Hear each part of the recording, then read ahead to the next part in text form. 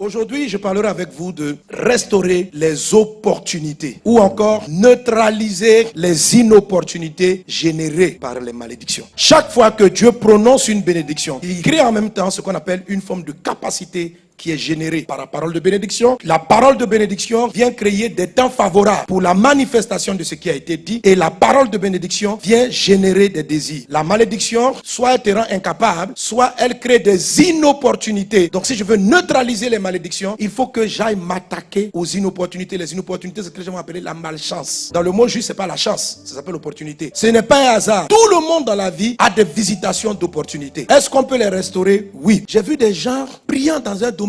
Ils n'ont pas d'opportunité et ils meurent avec leur invention, leur savoir-faire, malgré la solution qu'ils avaient. Ils n'ont pas eu l'opportunité pour que ce don-là soit reçu par toutes les personnes. Pour eux, le problème, quand la malédiction a frappé, elle a touché les opportunités. Et de même qu'il y a différentes formes de capacités créées par les bénédictions, il y a différentes formes d'opportunités par rapport à chaque type de bénédiction. Quand Dieu dit, la terre est bénie, l'opportunité qui est créée pour qu'un sol soit béni, c'est le cycle des saisons. C'est-à-dire, si tu as semé du maïs, pour que le maïs pousse, il faut qu'il rencontre l'opportunité de la pluie pour pouvoir donner. Amen. Par contre, une malédiction de la terre peut faire qu'il peut pleuvoir, mais la terre même, elle a des acides, elle a des parasites qui la rendent infertile malgré la pluie. Donc ça, c'est la capacité de la terre qui a été attaquée. Et tu vas traiter avec la capacité, parce que tu réfléchis, tu observes, tu vas te rendre compte que dans ce sol-là, en fait, il manque de l'humus, il manque ceci, et tu vas prendre ça à l'extérieur pour permettre à la terre de donner son truc. Même quel que soit l'engrais que tu as posé sur le sol, pour résoudre la malédiction qui était sur cette terre-là, il te faut la pluie. C'est-à-dire, il faut que l'opportunité soit manifestée. Comment quelqu'un peut neutraliser l'inopportunité de la pluie? C'est simple, tu te vas chercher l'eau avec tes bras. La terre va porter le fruit. Je veux dire, la malédiction, elle attaque quelque chose de réel. Ce n'est pas quelque chose de virtuel. C'est comme cela que dans plusieurs pays, leur terre étant maudite, comme en Israël, ils ont fait fleurir le désert. Donc, vous ne pouvez pas subir une malédiction et puis être en train de pleurer toute votre vie. Il faut comprendre quelle capacité qui a été handicapée et puis tu réactives la chose. Alléluia. Alors,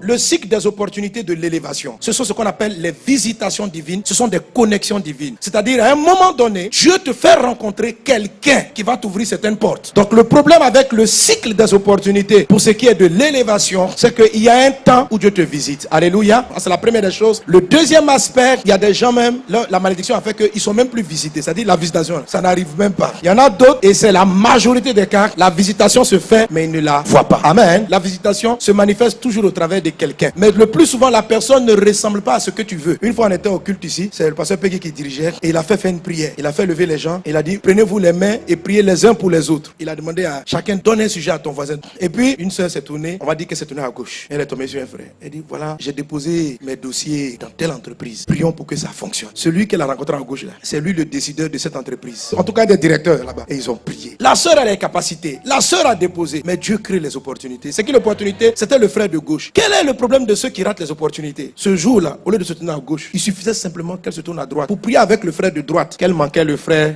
Alléluia. Mais les gens se tournent à gauche ou à droite parce qu'ils sont influencés par beaucoup de choses. Tu es en train de prier pour te marier et tu arrives au culte. Parce que vient diriger encore. À droite, il y a un frère très beau, bien mis, sans alliance au doigt. Depuis que tu as commencé le culte même, tu n'écoutes même pas bien le message à cause de lui. À ta gauche, il y a un autre frère, pas grand détail, bizarre. Il a de la sueur, d'un même il sent pas trop bon. Tu dis mais les gars, comment ils viennent comme ça à l'église? Et quand Pasteur Peggy dit, prie avec ton voisin. Tu vois de l'autre côté du frère, il y a une autre soeur qui a failli prier avec lui. Donc toi-même tu as vite attrapé sa main. Tu dis mon ami, prions, laisse les gens là-bas, non on va prier. On dit c'est quoi ton sujet? Et tu pries pensant que ça doit être lui. Oh, ce gars-là, il n'est pas chrétien, il est bizarre. Ce n'était pas l'opportunité. Tu sais comment la malédiction travaille contre ta vie? C'est qu'elle te fait toujours t'orienter vers les inopportunités. Et c'est valable dans les affaires. Il y a des gens, c'est comme s'ils ont l'art d'attirer des faux partenaires d'affaires. Et il manque toujours les vraies relations d'affaires. Dieu leur a donné la capacité, ils ont créé de la richesse. Dieu dit tu vas investir, tu vas aller au sommet. Le sommet là c'est quoi? C'est juste la bonne connexion avec un bon comptable, avec un bon administrateur. Une opportunité. Mais tu peux le manquer. Et simplement parce que tu as fait rentrer dans la boîte un mauvais administrateur, il peut t'amener dans le trou. Alors par exemple, l'opportunité du mariage. Le frère qui est bizarre à côté. Ce n'est pas forcément lui que tu vas épouser. Mais peut-être que ce frère-là, c'est le petit frère de quelqu'un. Donc pendant que tu te retournes, tu pries avec lui de tout ton cœur, sans chercher le mariage là. Tu as laissé le frère brillant, parfumé, sans alliance. Il t'a tellement bien prié pour lui à la fin, vous échangez. Il dit bon, on se retrouve là, viens, on va prier ensemble. Et son grand frère, ce jour-là, vient le déposer au rendez-vous. Et le grand frère et toi, vous faites connaissance. Et cette connaissance, le mariage. Comment Dieu t'a visité pour te marier? C'était par un frère qui ressemblait ressemblait pas au mariage qui était à côté de toi. Si tu honores le principe de respecter tout le monde, d'aimer tout le monde, de ne pas mépriser les pauvres, tu te prédisposes à l'élévation. Mais si tu es quelqu'un qui a des regards sélectifs, des choix sélectifs, je t'assure, tu vas rencontrer toujours les inopportunités. Est-ce qu'on est ensemble? Comment dans l'ensemble on réactive même le discernement des bonnes personnes? Si tu vois quelqu'un qui est en train d'être élevé et des portes lui sont ouvertes, c'est parce que Dieu lui a donné les capacités qu'il utilise, mais il sent de manière intuitive le type de relation qu'il doit entretenir. Ça ne s'applique pas à l'école. Souvent, c'est parce que tu prends plus de temps avec les enfants de la rue. Tu vois, c'est ton cœur, par exemple, à aider certaines personnes qui va faire que tu vas rencontrer un tel qui va t'ouvrir d'autres portes. Mais c'est une intuition. C'est un chemin que Dieu a tracé dans ton cœur. Quelque chose qui brille en toi et qui t'éclaire. C'est pas quelque chose que tu fais de manière calculée, mais c'est quelque chose qui brille dans ton cœur et qui t'oriente vers ce que tu dois faire. Ça vient du cœur de Dieu. Cette lumière-là peut être éteinte et le plus souvent, elle est éteinte par le non-respect de ce qu'on appelle les lois de l'honneur. Si vous respectez tout ce que Dieu vous demande d'honorer, votre lumière va briller. Par exemple, la lumière intérieure qui vous donne l'intuition des bonnes rencontres se trouve dans le type d'honneur que vous donnez à vos parents. La Bible dit, Proverbe chapitre 20, verset 20, si quelqu'un maudit son père ou sa mère, sa lumière va s'éteindre dans les ténèbres. La Bible dit, si quelqu'un honore son père et sa mère, ses jours vont se prolonger. Donc vous voyez, il y a des gens qui meurent vite. Ils ont des maladies bizarres, des accidents qui leur arrivent. Leur vie est raccourcie. C'est une malédiction qui peut poser ça. Et le plus souvent, ce type de malédiction, c'est pas des malédictions forcément héréditaires. C'est pas des malédictions locales. Ça peut être des malédictions personnelles. C'est-à-dire c'est toi-même qui les as provoquées. Il y a des choses vous déshonorez, ça vous envoie une malédiction bizarre. Il y a plein de malédictions comme ça qui traînent dans la ville. Parce que vous n'honorez pas ce qu'il faut honorer. Tu peux pas te lever et puis t'asseoir, ta maman parle parce que c'est toi qui paies son loyer. Elle parle, toi aussi tu parles. Maman, je te dis, quand je te parle, maman réfléchis un peu. Un enfant peut pas dire ça à ses parents. Tu prends une malédiction personnalisée en direct sur ta personne. Il y a des gens qui ont des problèmes pour trouver le mari. C'est pourquoi tu te maries pas. La Bible dit que le mariage soit honoré de tous et que le lit conjugal soit exempt de toute souillure. Il y a une loi d'honneur dans le mariage. Ton frère a épousé une dame que toi tu n'aimes pas et tu n'honores pas ce couple. C'est toi qui es derrière en train de tramer, critiquer ta belle-sœur. Ce n'est pas ton foyer. Les deux se sont trouvés, ils se sont aimés. Et toi maintenant tu avais tes copines pour critiquer la belle-sœur la même. Elle fatigue notre frère. Il n'a qu'à aller ailleurs. Et toi tu es chrétien. Tu mets ta bouche dans ce genre d'histoire. Tu es toi qui es derrière même. Tu gardes même la maîtresse. Tu lui donnes des conseils stratégiques. Est-ce que tu sais que tu vas manquer le cycle d'opportunité concernant ton mariage parce que tu ne sais pas honorer le mariage d'autrui? Il y a des gens qui ne trouvent pas du travail parce qu'un jour ils se sont moqués des pauvres. La Bible dit, celui qui se moque d'un pauvre, il va payer parce que tu avais beaucoup d'argent. Quitte là, les gens n'ont pas d'argent. On vous dit d'aller à l'école, pas à l'école. Pauvre là, ce jour là, tu as enclenché un malheur dans ta vie. Tu renvoies du travail, tu n'as plus l'argent pour payer ton loyer. Malédiction t'a frappé. Que Dieu nous aide. Si tu as déshonoré quelqu'un, va lui demander pardon. Va voir ta belle-sœur, va voir ton papa et puis tu vas lever simultanément la malédiction. C'est très simple. C'est comme ça on neutralise. Va présenter tes excuses à la personne que tu as offensée. Tu dis j'ai pensé mal de toi. Je te demande pardon. Et puis c'est fini. La paix va revenir dans ta maison tranquillement. Si tu sais pas où est parti le pauvre là que tu as insulté un jour, donc tu peux pas le trouver pour lui demander pardon. Tu viens à genoux, oh Dieu, je te demande pardon. Tu vas te faire grâce. Sois béni. Honore ton père et ta mère. Honore le pauvre. Honore tout ce qui doit être honoré.